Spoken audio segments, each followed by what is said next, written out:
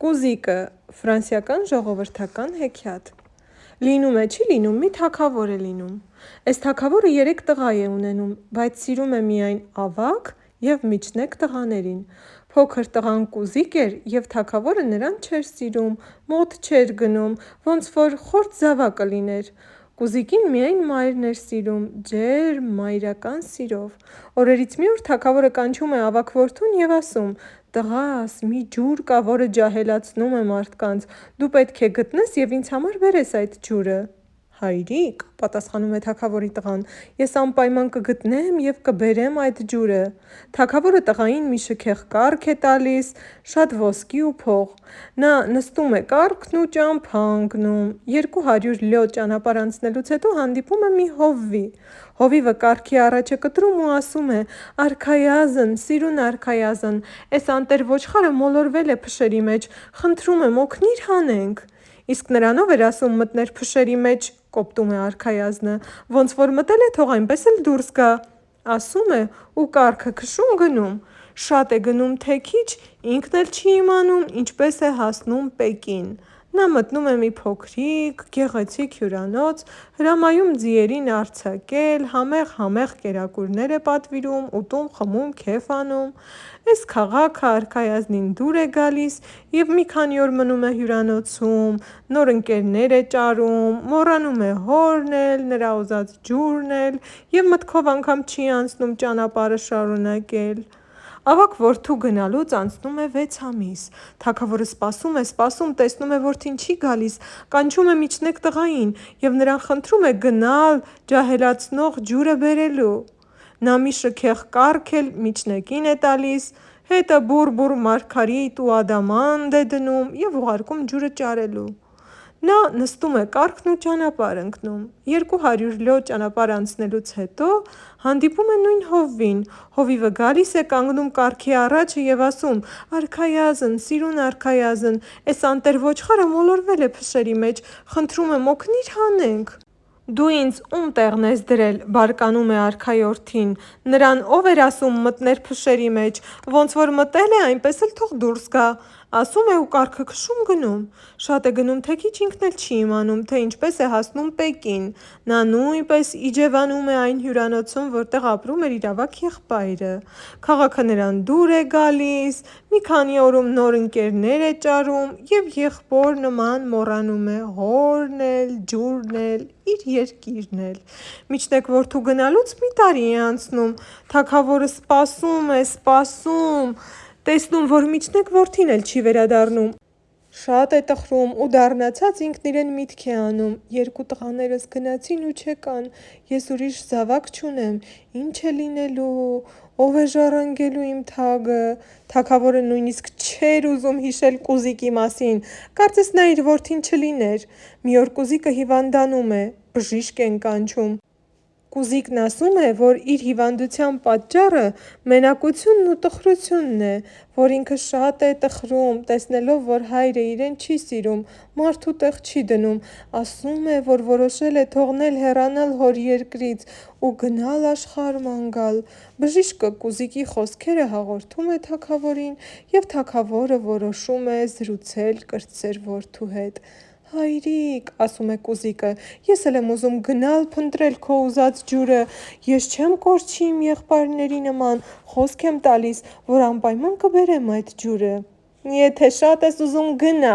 ասում է թագավորը։ Թագավորը նրան մի հին սայլ է տալիս, որին լցված էր մի քնձռոտ ձի, մի քիչ փող է տալիս, մի քիչ էլ թագուհին է ավելացնում ու արքայազնը ճանապարհ է ընկնում գնում։ 200 լյո ճամփա անցնելուց հետո հանդիպում են նույն հովվին։ Հովիվը կանգնում է սայլի առաջը և ասում. «Արքայազն, սիրուն արքայազն, էս անտեր ոչխարը մոլորվել է փշերի մեջ, խնդրում եմ օգնիր հանենք»։ «Հաճույքով», պատասխանում է թագավորի կրտսեր որդին։ Արքայազնը հովվին օգնում է և շարունակում իր ճանապարհը։ Երբ նա մի քիչ հեռանում է, հովիվը մտածում է, որ արքայազնի համար մի բան էլ ինքը պիտի անի։ Նա վազում է Կուզիկի ետևից և ասում է. «Արքայազն, ես ուզում եմ քո լավության տակից դուրս գալ, վերցրու այս նետերը, մի օր քեզ պետք կգան, սրանք վրիպ էլ չունեն, այս սրինգն էլ եմ քեզ նվիրում, ով սրա նվագը լսի, անկախ իրենից պարել կսկսի։ Թագավորի տղան վերցնում է նետերն ու սրինգը և գնում է։ Շատ է գնում թե քիչ, հասնում է Պեկին։ Երբ անցնում է հյուրանոցի կողքով, տեսնում է հյուրանոցի շեմին կանգնած իր երկու եղբայրներին, որոնք այնտեղ էին ապրում։ Եղբայրներն էլ Կուզիկին են տեսնում, ամաչում են և արագ հյուրանոց մտնում։ Կուզիկը քիչ փող ուներ, չէր կարող հյուրանոցում ապրել։ Նա գնում է մի խղճուկ իջևանատուն, ինքն իր ձեռքով արձակում ձին, հետո մի ընկեր գտնում ու նրա հետ միասին գնում շրջելու քաղաքում։ Երկուսով շատ են զբոսնում, թե քիչ, մեկ էլ հանկարծ տեսնում են մի մեռած մարդ ընկած է գետնին։ Կուզիկը հարցնում է. «Էս թշվառին ինչու չեն թաղում»։ «Որովհետև նա շատ պարտքեր է ունեցել ու չի կարողացել վճարել», պատասխանում է մարդը։ «Եթե ես հիմա վճարեմ նրա պարտքերը, նրան կթաղե՞ն»։ հարցնում է Կուզիկը։ «Հա, կթաղեն»։ Արքայազնը կանչել է տալիս մեռած մարդու պարտապաններին, վճարում է պարտքերը, դեռ թաղման ծախսերն էլ հետն է տալիս, և մեռելին թաղում են։ Մի օր էլ քաղաքում շրջելիս նրան մի պառավ բարի կին է հանդիպում։ Պառավը Կուզիկին հրավիրում է իր տնակը, սեղան բացում նրա համար։ Արքայազնը ուտում խմում է, պառավին մի քիչ փող տալիս, նստում ձին ու նորից ճամփա է ընկնում։ Գնում, 200 լյո ճանապարհ է անցնում, հանկարծ նկատում է, որ գրպանում ոչ մի կոպեկ չի մնացել, բոլոր փողերը ծախսել է, ուտելիքը նույնպես վերջացել էր, ձի ու գործը ավելի հեշտ էր, ճամփի եզրին խոտ կար, կարող էր ուտել։ Կուզիկը կանգնում է ու միտք անում։ Այդ ժամանակ նրա գլխավերևով մի ագռավ է թռչում։ Արքայազնը նետը հանում է, որ սպանի։ Հանկարծ ագռավը մարդկային ձայնով ասում է. «Այ ախմախ, էդ ինչ ես անում, հո չես ուզում ինձ սպանել»։ Տղան վախից կծկվում է ու նետը նորից տեղն է դնում։ Ագռավը իջնում է ներքև ու նրա առջև մի ճոխ սուփրա է բացում, վրան լիքը ուտելիք ու լիքը խմիչք։ Երկուսով սկսում են զրուցել։ «Ես գիտեմ», ասում է ագռավը, «որ դու փնտրում ես երիտասարդացնող ջուրը։ Այդ ջուրը պահվում է մի դղյակում, որը բավական հեռու է այստեղից։ Դղյակը հսկում են վագրերը, առյուծները և մի մարդակեր։ Այնտեղ գնալու համար դու պետք է անցնես մի գետ, գետի վրա մի նավակ կա, նավակի մեջ մի մարդ։ Արդեն 1000 տարի այդ մարդը նավավար է աշխատում։ Կմոտենաս նավակին, բայց այնպես կանես, որ նավակ մտնելիս նայես նավավարի դեմքին, դա շատ կարևոր է։ Եթե այդպես չանես, ինքդ ամբողջ կյանքում այդ նավակի նավավարը կդառնաս։ Երբ հասնես դղյակ, զգույշ կլինես, հանկարծ ճոխության ու սիրունության հետևից չընկնես։ Նախ կմտնես ախոռ, ախոռում ոսկե թամբերով ջորիներ կտեսնես, բայց կվերցնես ամենատգեղը։ Ախոռում կտեսնես նաև 2 կանաչ թռչուն, սիրուն թռչունը կթողնես իր տեղում, տգեղին կվերցնես։ Արքայազնը մեկնում է, գնում, հասնում գետին, նավավարի դեմքին նայելով մտնում է նավը, հետո հասնում է դղյակ, մտնում է ախոռ, ջոկում ամենատգեղ ջորին ու թռչունը։ Երբ արդեն ուզում է դուրս գալ, հանկարծ ախոռ է մտնում մարդակերը և ասում. «Էյ, էդ ինչ ես անում իմ ախոռում»։ Արքայազնը խնդրում է իրեն ներել։ «Լավ, ես քեզ չեմ ուտի», ասում է մարդակերը, «մի ուտելու բան էլ չես որ ուտեմ, շատ ես նիհար»։ Մարդակերը արքայազնին լավ հյուրասիրում է և առաջարկում մնալ իր դղյակում։ Վերջինս համաձայնում է։ Որոշ ժամանակ է անցնում, երբ մարդակերը ուզում էր կռվել իր թշնամիների դեմ, որոնք նրա պես մարդակերներ էին, միշտ Կուզիկին էր ուղարկում կռվելու։ Կուզիկն իր նետերի շնորհիվ միշտ հաղթում էր և ամեն անգամ դղյակ տանում պարտվածների դրոշները։ Այսպես նա կռվում է 5 թե 6 անգամ և միշտ հաղթող դուրս գալիս։ Այդ դղյակում մի արքայադուստր է լինում, որին մարդակերը փախցրել էր և ուզում էր հետն ամուսնանալ, բայց արքայադուստրը չէր համաձայնում։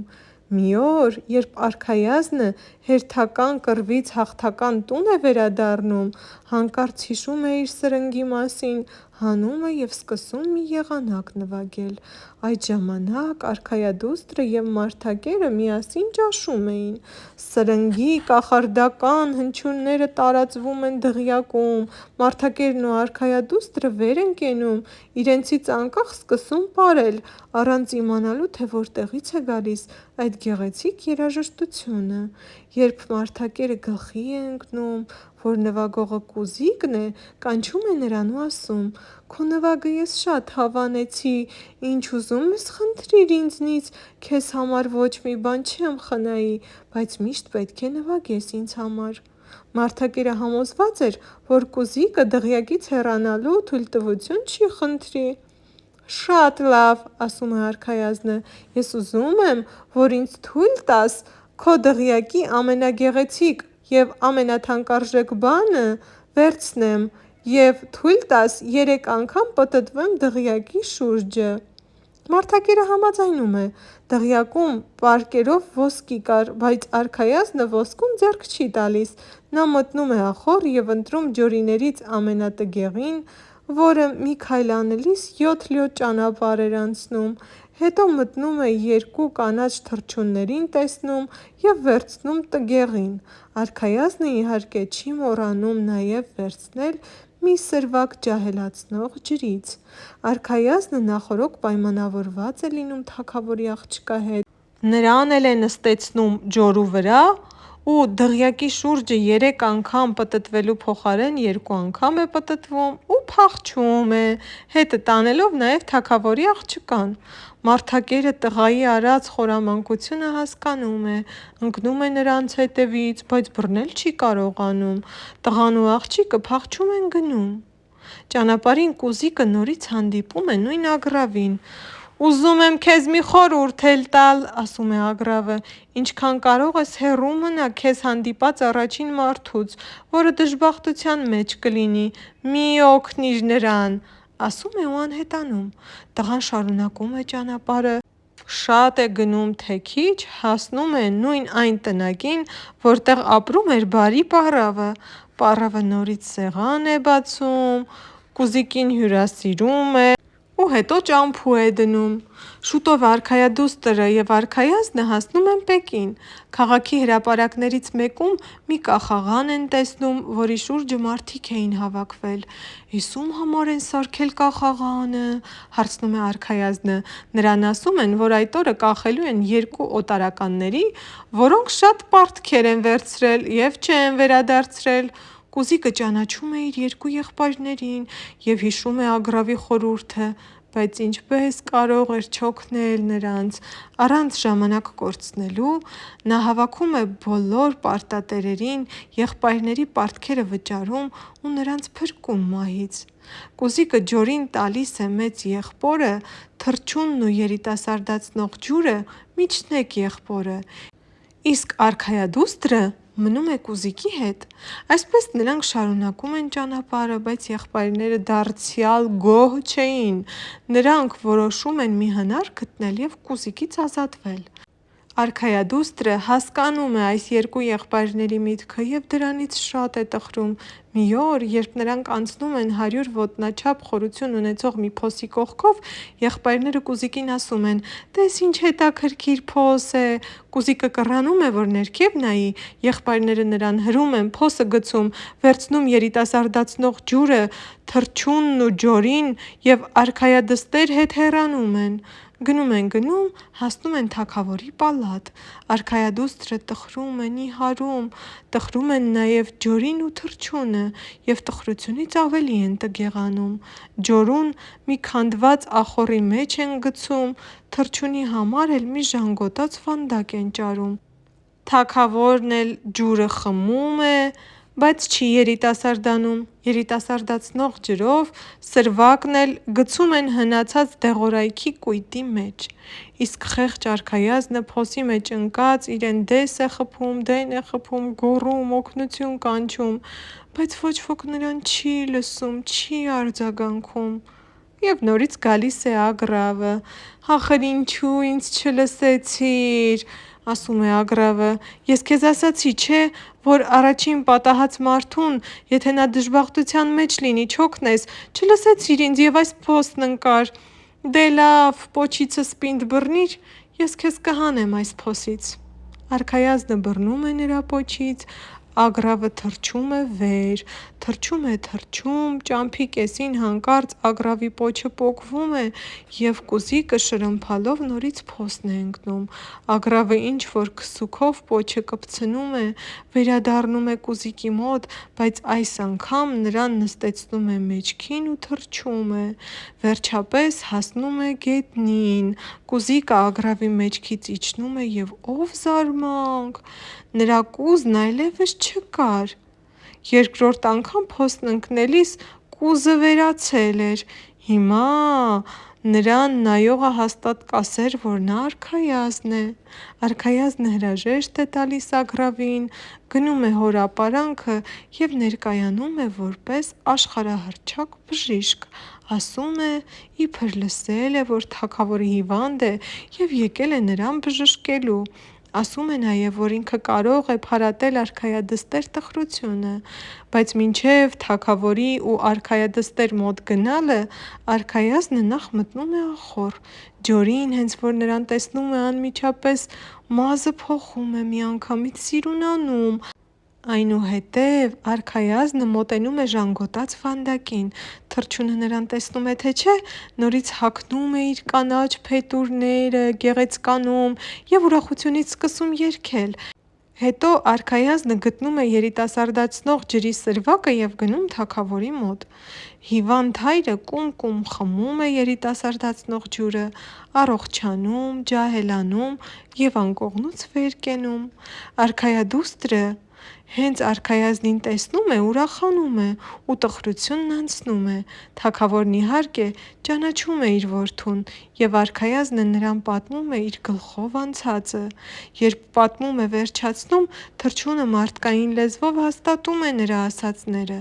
Այդ ժամանակ թագավորի ավագ և միջնեկ որդիները պալատում չէին, գնացել էին որսի։ Երբ նրանք վերադառնում են, թագավորը կրտսեր որդուն թաքցնում է դռների հետևում, հետո կանչում է նրանց և ասում.